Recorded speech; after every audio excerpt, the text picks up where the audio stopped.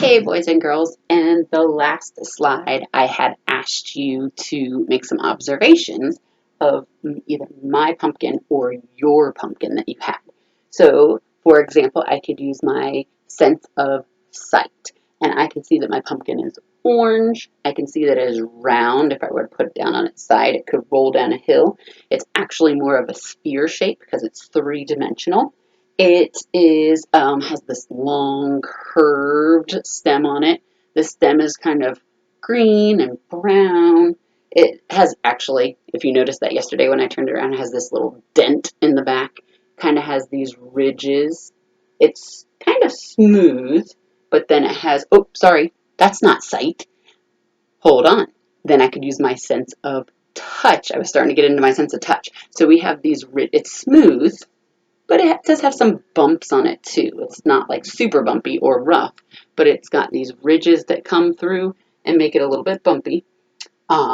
We don't really hear anything. We could say, kind of sounds like it's hollow inside, but if you know anything about a pumpkin and the books that we just read, you know that the pumpkin has seeds inside, and it has what I like to call pumpkin guts, where the all slimy, stringy stuff. So we're going to get to see those in a little bit, but it does sound like it's hollow because it is kind of open inside. Those seeds and everything don't completely fill the inside of the pumpkin. I'm not going to smell it, and I'm not going to taste it. About science tools. One of the science tools that we could use, if I want to see how heavy it is, do you remember what tool that is? We could use a scale to measure the weight. Now, I'm going to use my balance scale for this one because I probably don't have enough gram stackers in here to figure out and weigh the difference of the pumpkin because it feels pretty heavy. What I do have is maybe you have a bathroom scale, or I actually have a kitchen scale, a digital kitchen scale that I'm going to use. So you could also, if you have your own pumpkin and want to do this, or kind of like looking at mine, you could kind of say that you think it's heavier or lighter. Now, obviously, Mrs. Kiger can pick it up with one hand, so it's not too heavy, but I had a little bit of trouble and almost dropped it there, okay? So scale would be one of them. We could also use a hand lens, right? Our magnifying glass to kind of look a little bit closer at the stem and really see those ridges and colors in the pumpkin. Notice I don't hold my magnifying glass like this. Remember, we hold it down closer to what we want to see, and then we can explore it a little bit more that way, okay? And the last thing, what about if I want to see how tall it is or how far it is around my pumpkin?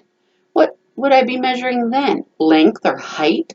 So I usually use a ruler, but I could measure how tall my pumpkin is. Can I measure around my pumpkin with a flat ruler?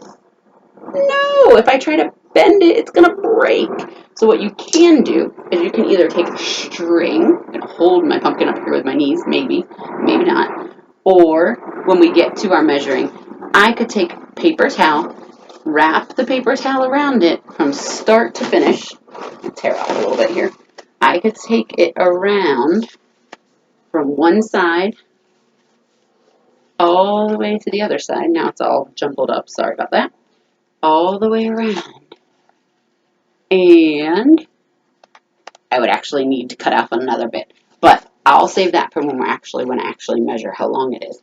But it is actually longer than these two strips of paper towel if I were to straighten out the pumpkin and lay it flat. Okay, but definitely we could use not a ruler, but we could measure the length and the height. So those are some science tools that we could use, but even if we're going to use a ruler to measure, we have to actually use something else, string or paper or something else to go around it that will bend and be flexible so that we can straighten it out and see how long it would be around the pumpkin. All right. I hope that you thought of some of those things, and I bet you even thought of some more things that I might not have mentioned.